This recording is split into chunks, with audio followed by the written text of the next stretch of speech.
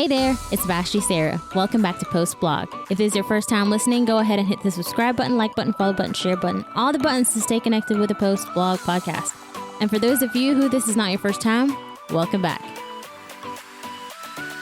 Hey y'all, welcome back to the podcast. I hope your Wednesday has started off on a good foot.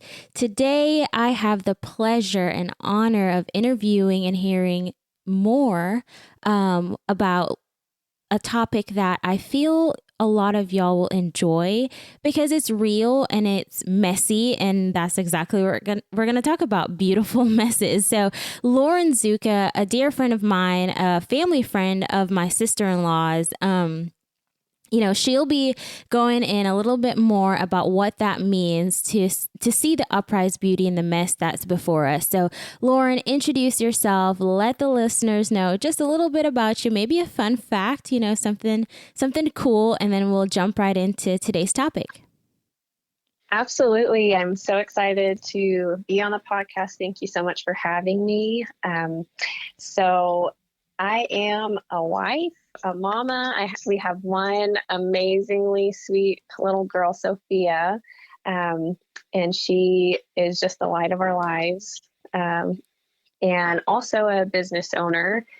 I went freelance in 2021, and I'm a photographer. I shoot with families and brands, and that's just lots of fun. And I love the flexibility it gives me to still be really present as a wife and a mom, and to be able to have that time with Sophia. That's definitely a top priority. It's something really close to my heart. So I'm just so grateful that I get to do that.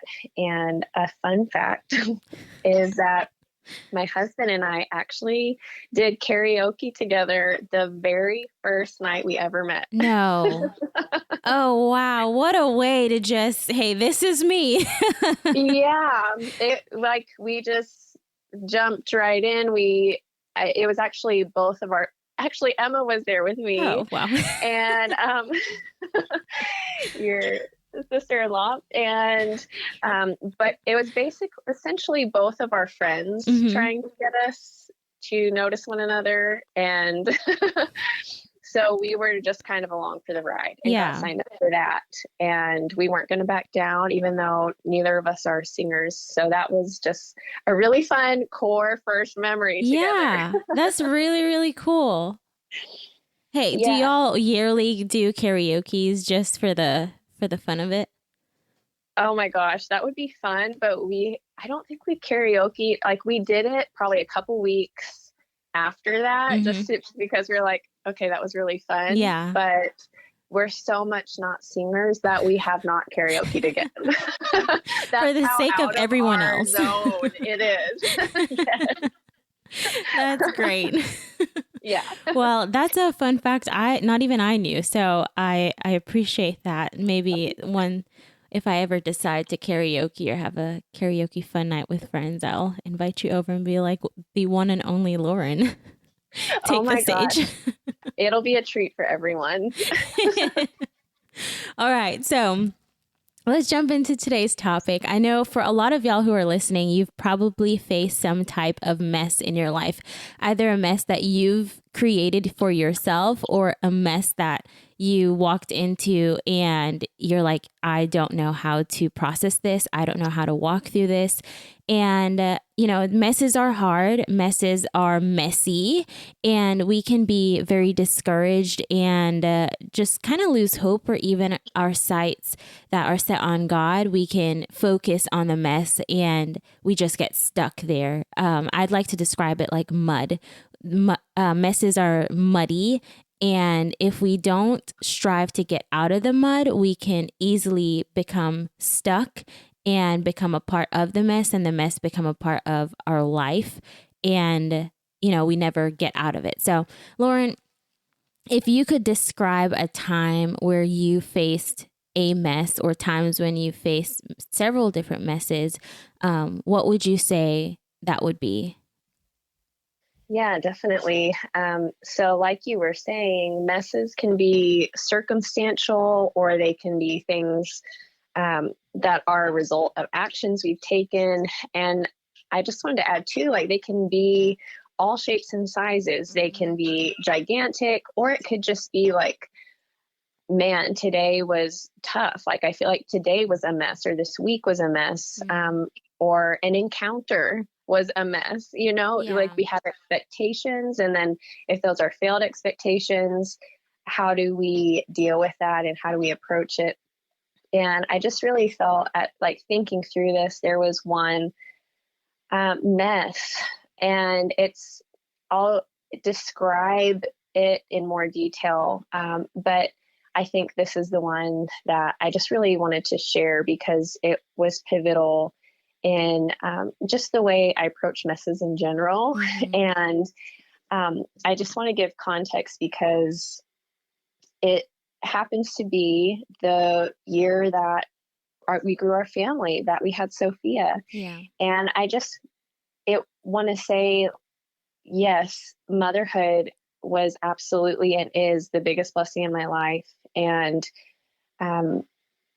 she was and is. And so it's not that, it's kind of funny, right? When we have that juxtaposition of this is a blessing and a gift, but then in that same season, you might be faced with some of the hardest messes you've ever been given. And so it's like, I wanted this, I asked for this, in some cases. And then it's like, but also this is the hardest struggle I've ever been through.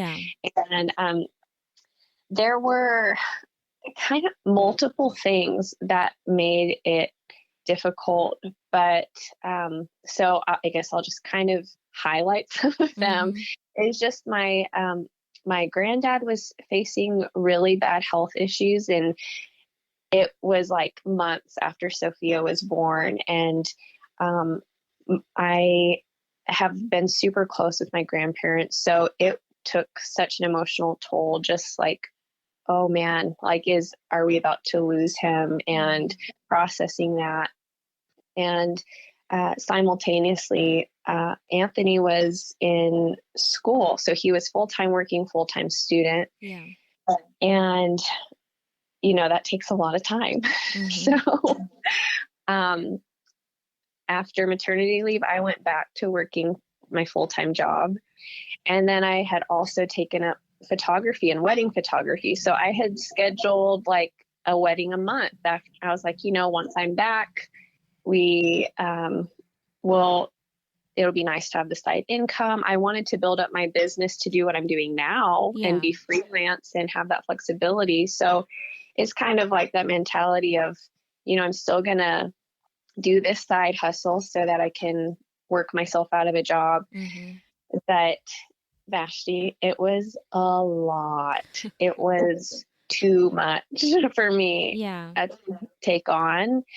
And just a lot to process. And I think leading up to that point, and just in hindsight, you're going through school and high school and college, and, society has all these phases that you go through. And I definitely have been a striver, an achiever. Like it's in my personality, and there was a lot of my identity wrapped up in approval of you're doing things right, and like the positive reinforcement of like, okay, I'm doing the things, I'm getting the grades, or whatever that season is. And so it definitely brought a disruption to that pattern, because I felt like I was trying to balance more plates than I had capability to sustain. And so whether the plates were deadline driven or just frankly lack of sleep and like that emotional and physical capacity to function, I was just really feeling that. And I think it caused me to just be like, what's going on? Like, why do I feel like I'm failing? And I don't know how to succeed. Wow. And so it was like, something's got to give. Like, and get to that outcome. And it was the first time in my life I felt like I don't even know how to get to that light at the end of the tunnel. Yeah.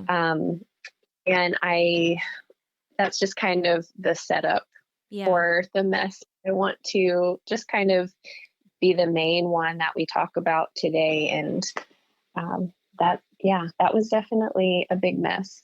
And I like how you mentioned, because I mean, it's true. It's like if you win $1 million, you win $1 million, you're great and all, like, wow, life is phenomenal. But with that comes with added messes. So first of all, you don't get the $1 million because it's taxed on it, or, you know, you have to be taxed on it. But with that, you have family disruption because, oh, but this one needs help and this one needs help. And then the list goes on. So it does. Yeah. So, I mean, obviously, I don't know what it's like to have a child, but I could imagine it's a beautiful thing. But with that, your external circumstances is constantly changing. Life just doesn't stop. And it's like, you know, let's all just enjoy the beauty of this newborn child, and life will be sweet and dandy. It's life keeps going. Right. And it's like death too, which is hard for me. Whenever I lost my grandpa, I just couldn't understand, how is everyone, like, how are they just keep on keeping on? Like, how is life around me still going? Right. Like, why hasn't the world just stopped to grieve with me? And that's the part of the mess. So what would you say was the most difficult part of that time of your life, other than not being able to see the end of the light at the end of the tunnel? What would you say was the most difficult part? I think just like the day to day of like, okay, well, you know, you don't really have an option. Like, you need to keep doing the things, you know, you need to keep going to work and showing up for the commitments that you made, which that's absolutely it. I think it's just that, okay, I'm feeling like I'm running on empty. I guess that was the hardest part, is like, you're doing it from a place. That was the hardest part. Yeah. Then it is too, of like, but at the same time, there are those moments of like, I'm seeing Sophia grow up, and she is just the most adorable, sweet thing. And it's that like, how can something so wonderful be in a season that's so difficult? Wow. So yeah, that was probably the hardest part, is running on empty. Yeah. So how did you respond to your mess? Which, I mean, you mentioned running on empty, but I guess, how did you respond to get out of it? And looking back, what would you have done differently? Or would you even do anything differently? Because, I mean, you said from that experience, you learned how to handle messes moving forward. That's a great question. I don't think I really could have done anything different, because you don't have hindsight. And it's something that I needed to walk through, because I was living from my experience and my understanding at that point. And it's like, I needed to go through that. I needed to be desperate enough to dig deep. And so I signed up for counseling, and I was just like, what I know right now is that I need someone who can see beyond, like, the bigger picture and can help navigate it.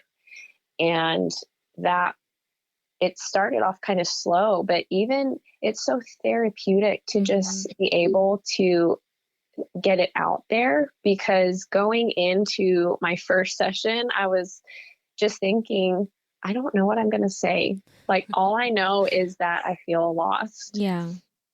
And lo and behold, you know, you start well, me, I start talking and like tears start right away. Oh, And it was, I, I think sometimes life was so busy, yep, you don't, it's heavy, but you don't even have time to process yep. like how heavy it is Mm-hmm. or what those thoughts are. So it gave intentional space and time to vocalize that and to process it, and then to gain some perspective. And I remember the first feedback I got just from like dumping that first appointment was, okay, like the first thing you need is grace for yourself, Wow. because this is a lot. Like Yep.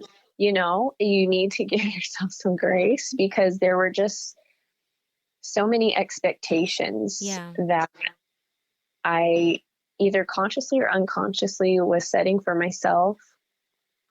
And just like having the permission to give myself some grace Yeah. was so helpful. And so I just was going back to counseling and just seeking, and honestly, like it was therapeutic, but I didn't feel like that much was changing at first. It's like, Right. okay, I'm going to these appointments, like I'm grateful for it, but I'm not seeing that breakthrough yet. Mm-hmm. And so it was a combination of processing and going to counseling, which I just am such an advocate for. And it was this one day, it seems so random. I was taking my lunch break, and we lived really close to the office, so I could just walk home. Mm-hmm. I was making myself a sandwich, like as monotonous and mundane as you could get. And I just felt God start talking to me, and I just stopped making my sandwich, start like just writing in my journal. Yeah. And I don't know why that was the moment. Mm-hmm. It wasn't like I was having a quiet time or Right. anything. Worship I music wasn't on. in church. Yeah, he met me in my mess. Wow. And I just was in tears, because he was talking to me about my identity. Mm. And I just describe it as like things that might sound cliche, or that maybe I've heard all my life, but the difference was I was so desperate Yeah. to know from him who I am and what I'm doing, and I didn't even know that's what I'm speaking those to me. And he's saying, I don't even know where that journal is. I wish I Wow. could find it. But it was a marking moment in my life where he just spoke of like, you are my daughter. Mm. I have these plans for you. And it was just like, oh my gosh, the King of the universe is talking to me right now. Mm. And I know that it's not just something I accept because it's a Sunday school lesson, Yep. or because it's the right, quote unquote, the right thing to do, Yeah. to know this, right? To like, okay, I get it. Yeah. Like Mm-hmm. I'm a daughter of God. Like man, I'm getting teary. I just thinking about that moment. He has plans to prosper me, to have good for me. He's Mm-hmm. this good father in, even right now, even when I'm in my mess, Yeah. that's who he is to me. And it shook me to my core in such a good way that I feel like there was just this clarity after that. Like literally from that lunch break, it was a moment of like, everything I do going forward, there was a freedom Yep. to walk and not care. Like the opinions of people don't matter, because Mm-hmm. this is what my God says about me.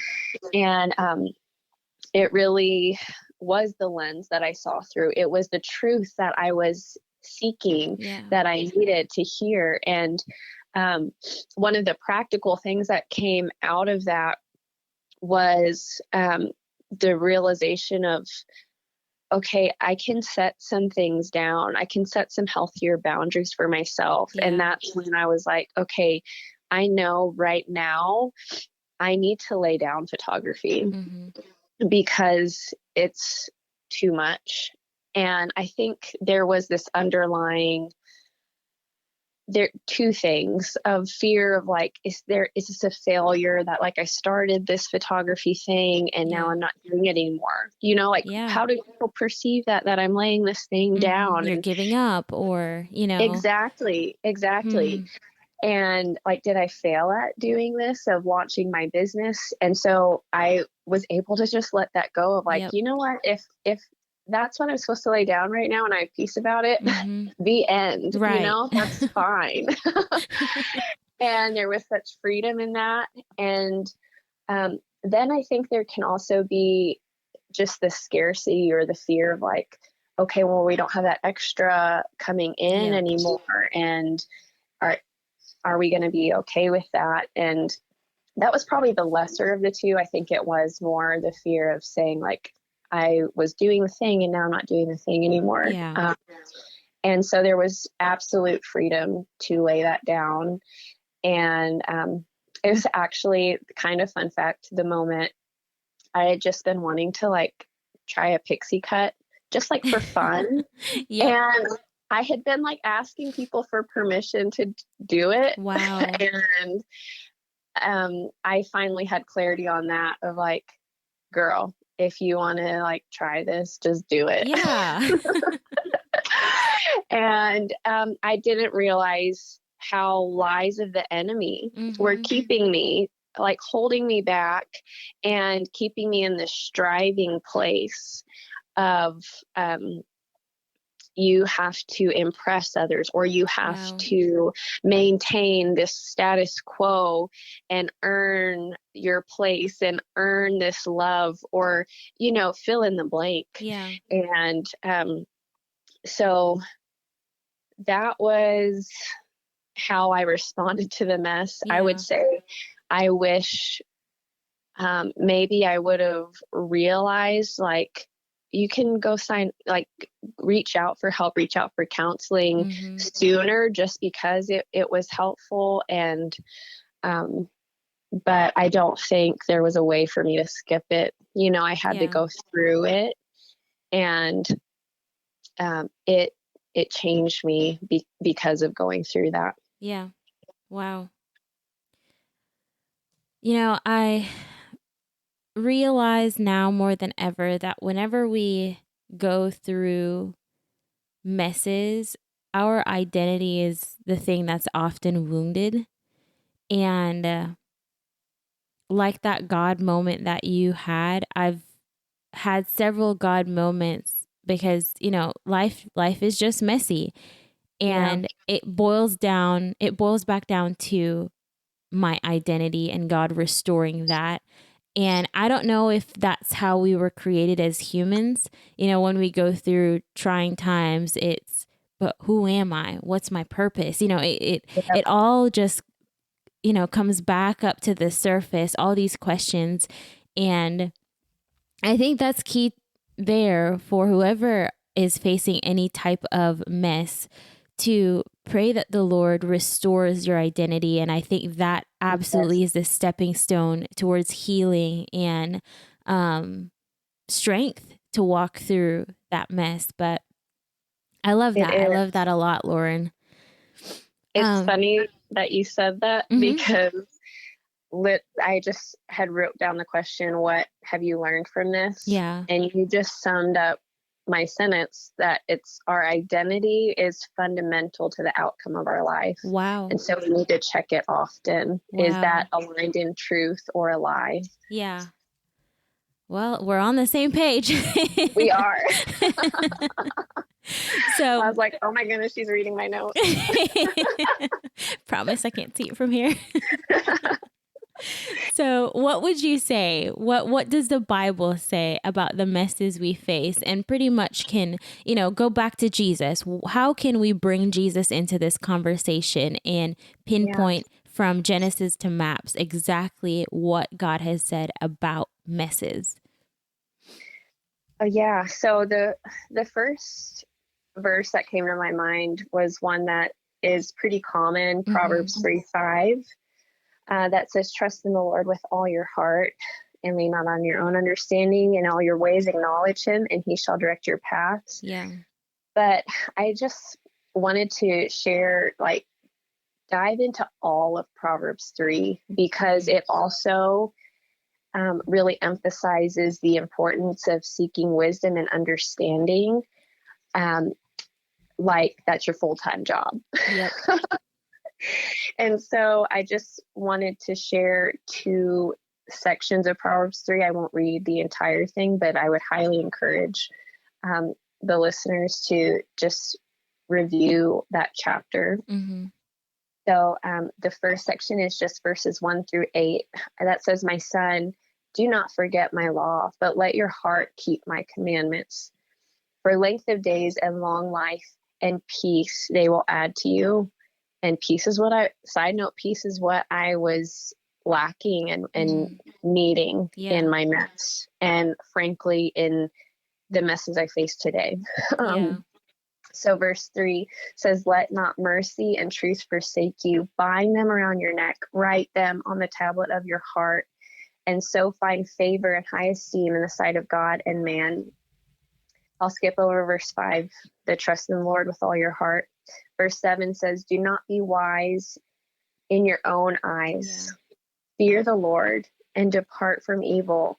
It will be health to your flesh and strength to your bones. Wow.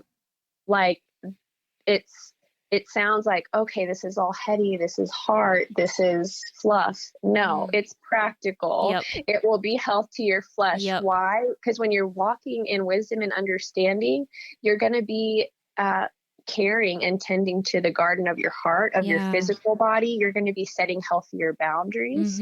You're going to flow from a place of truth. And so it will give you practical benefits as well. Wow. And then the second section was verses 19 through 24, which it's not just for humans. It says, the Lord by wisdom founded the earth. By understanding, he established the heavens. By his knowledge, the depths were broken up and clouds dropped down the dew. My son, let them not depart from your eyes.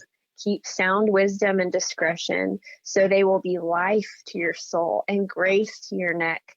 Then you will walk safely in your way, and your foot will not stumble. When you lie down, you will not be afraid. Yes, you will lie down, and your sleep will be sweet. Wow. That is priceless. Yep.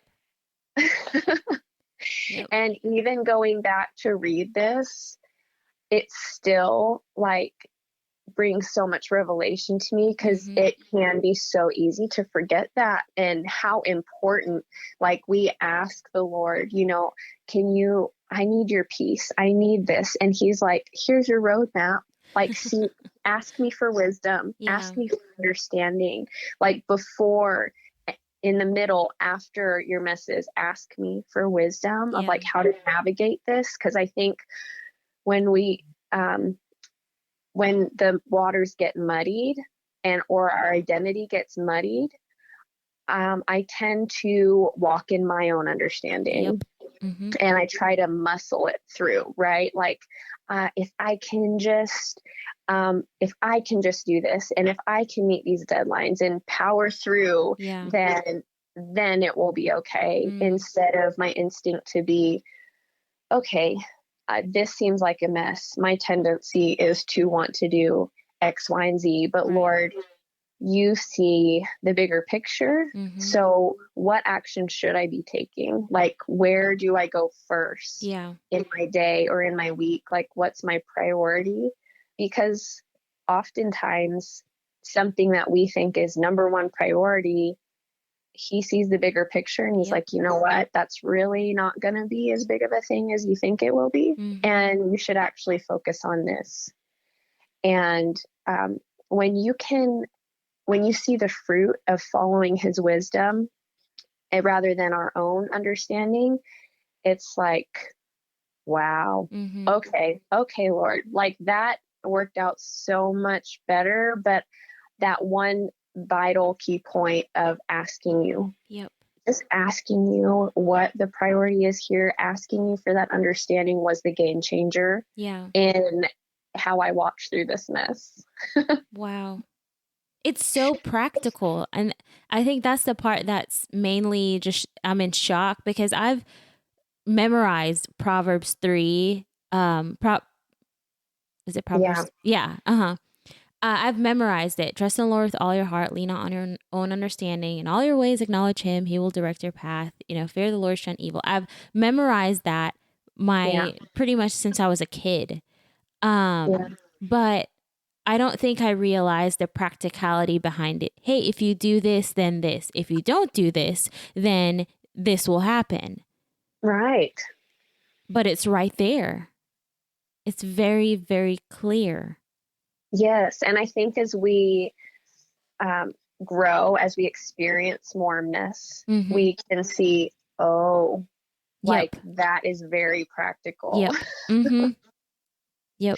and invaluable, because what is the opposite of this verse? My son, and I'm not like pretending this is scripture. I'm just like literally like, okay, well, what would be the opposite of Right. this? Yeah. My son, if you let wisdom and understanding depart from your eyes, and if you don't keep wisdom and discretion, it will be death to your soul. You won't have grace on your neck. You won't Mm-hmm. walk safely, and you'll stumble. Yeah. You'll lie down and you'll have anxiety. Wow. Your sleep will be bothered, right? Yeah. So it's not just a nice to have. It's like, if we don't do this, Mm-hmm. there's going to be the opposite effects in our Yeah. life. And I don't, after a stumble or after not having a good night's sleep, Mm-hmm. I'm way less prone to remember to go to Him and walk in wisdom. Yeah. It's Preach. like that anxiety produces more Yep. anxiety. So that's why He's like, keep it in front of your eyes. Like, if you need to set a reminder to pray and ask for wisdom, Mm-hmm. like, it is a top priority because it is a domino effect Yeah. in our lives. Wow. And then the other verse that I have been just like holding on to and remembering is Psalm 55:22 that says, cast your burden on the Lord and He will sustain you. He will never permit the righteous to be moved. And that is so encouraging because it's like, as I'm praying, like, I don't see how this is going to work out, or how I'm going to have strength or the time or the resource in this mess. That verse brings clarity to say that He's the one that sustains us. Yep. It's not in your strength. Mm-hmm. So it's like, He's already acknowledged the elephant in the room that we don't have what it takes. Yep. He's like, yeah, that's why I want you to come to me. And I care for you. Mm-hmm. And that just like, that speaks to my heart of like, I care for Sophia so much, and it's very personal. Yeah. And that's how the Lord feels about you and I as His children. He's like, I care about you. I care about your day. And I want to impart this wisdom to you, this understanding to you, so you can walk in that peace and you can not stumble, that you can not be afraid as you walk through this, Mm-hmm. because there's wisdom from a heavenly source and not a human source. Yeah. So that verse, I've just been like, okay, Lord, I need your sustaining, and I need to remember to cast my burdens upon you and ask you, okay, even in a practical sense of like, I have this time while Sophia's at school, Lord, how do you want me to use it? And what should be my priority right now? And He will give me practical tools. Sometimes He literally is like, you should make some calls with this time right now. Like Yeah. you have some calls you need to make. That you should do that first. And if I take the time to ask him, it's a game changer. Yeah. And it's simple. All we need to do is ask. But I think the asking is the most difficult step because it takes our submission. It does. Dang. Wow. So, Lauren, before we transition to a close, because I love this topic, I love you sharing your heart. And I think this is very practical for a lot of people, even for Jared and I. You know, I know when this episode releases, Jared and I are going to listen to it together because we are currently walking through several different types of mess or messes. And, you know, what would you say would be a challenge to listeners? So for Jared and I, and even that challenge could be 3 practical things we can do, or not practical things, but, you know, what would you want to leave listeners who are currently facing a mess? Yeah, I would say, and okay, this is going to sound like a lot, but then I'm going to break it down. Okay. It would be to, at all times, in all circumstances, to seek him. Mm-hmm. My son, let wisdom and understanding not depart from your eyes. That's Proverbs 3:21. And what that looks like in a more practical sense is like inviting him into our thought life, into that mundane part of our lives where it's like, okay, if I'm in life is busy, right? Like if I'm in the car running errands, or if I'm just like doing dishes, or anytime you catch anxiety popping up, because oftentimes we're not even trying to be anxious about something. It'll just come up. Yeah. And so I think the action item in that is to challenge yourself, your spouse, to say, okay, when that does come up, or if I'm worrying about something, the first thing I'm going to do is seek wisdom about that, seek understanding about that. And it's like, sometimes that could be wisdom for the circumstance, like what am I supposed to do in this? And sometimes that's understanding, is this being rooted in truth or not? Like, am I processing this from a place of a lie? Because if you're processing something through a lie, it's not going to be correct, right? It's not going to be processed well. Yeah. And so I think sometimes it's wisdom, like very practical. It could be, you know what, you're at this time, like you're not supposed to speak to this person right now, or you're supposed to not move forward in this anymore. And it's a very practical thing that we need an answer on. And then other times it's like you're fretting about this. Why? Why are you fretting about this? And sometimes it comes more back to an identity thing of, because I don't think I have what it takes. And God, I'm worried that this isn't going to work out because I don't think you're going to supply the need for it. Like, I don't think I'm going to have the grace for it. Yeah. And that's a moment where he needs to realign our identity and perception to say, okay, son, okay, daughter, like, do you believe Proverbs 3? And sometimes the answer is no, like, God, help me in that, because right now I'm struggling to believe this, and I need that encouragement, and I need you to sustain me. And his word says that he will. That's his promise to us. So I guess as if you have an accountability partner or a spouse, and maybe sometimes that's just coming up in conversation where it's like, I don't know how this is going to work out, or you're vocalizing, right? Something that is practical or fear. It's like, have you asked the Lord, like, what we should be doing? Or have you how does this line up with what he says he'll do for us? Yeah. And just asking that question. And it's not a Christianese thing. It's literally like, did you ask him and what did he say? Wow.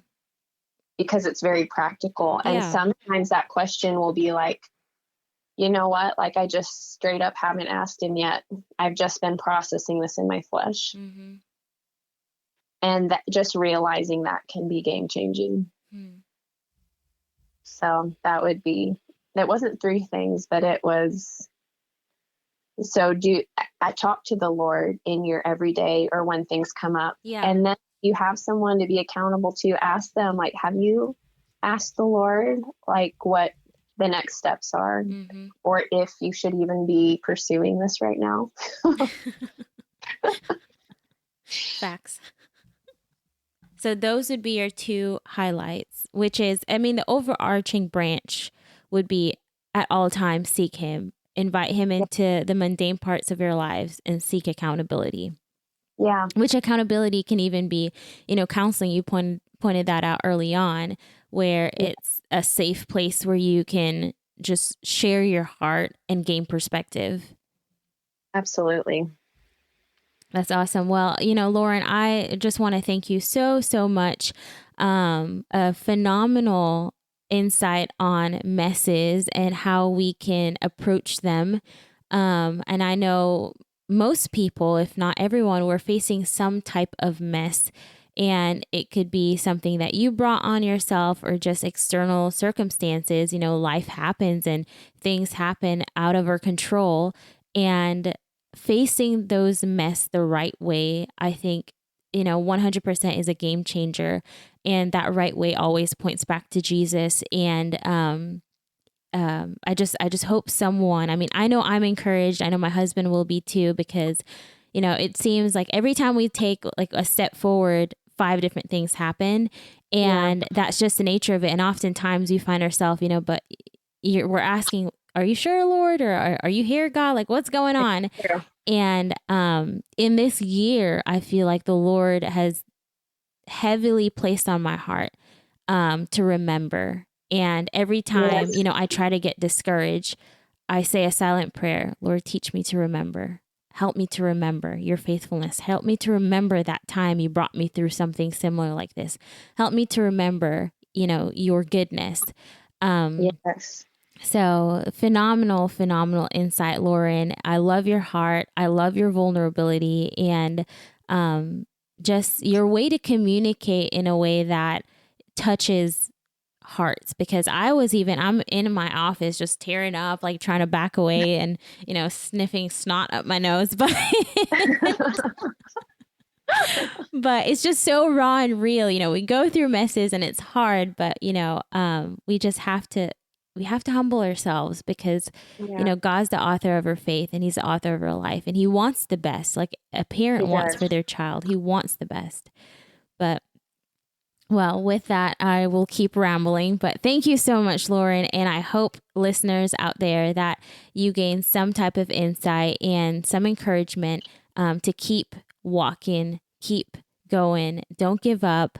And the light is at the end of the tunnel, but that tunnel can be a lot shorter if we submit to Jesus. Amen. That's it for today, guys. Thank you for joining me on Post Blog. Don't forget to hit the subscribe button, like button, follow button, share button, all the buttons to stay connected on the Post Blog podcast.